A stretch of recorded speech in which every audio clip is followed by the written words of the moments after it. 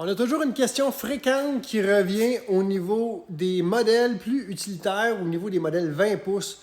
On a beaucoup de clients qui se demandent est-ce que je devrais prendre une Expedition ou je devrais prendre un Scandic? Je vous montre les différences puis je vous dis ce que j'en pense.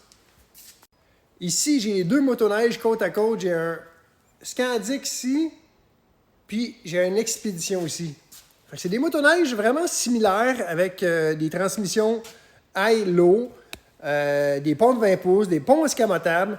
Mais la grosse différence, c'est la largeur des skis en avant. C'est beaucoup plus étroit sur un Scandic.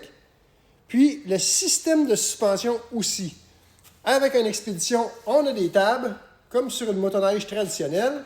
Tandis que sur un Scandic, on a des poteaux en avant. Fait que les poteaux, qu'est-ce qu'ils vous permettent de faire?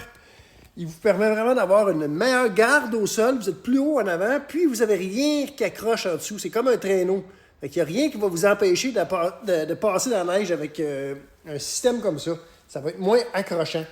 Tandis que quand on regarde avec les tables, la neige en général va s'accumuler dans le devant des tables, puis il va nous freiner dans la neige. Par contre, l'avantage des tables comme ça en avant, c'est une suspension qui est beaucoup plus stable pour faire du sentier puis qui est beaucoup mieux dans les bosses, tout ça, que sur une suspension comme ça à poteau.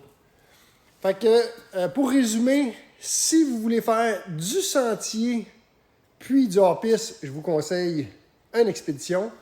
Puis si vous voulez faire juste du hors-piste, je vous conseille un Scandic.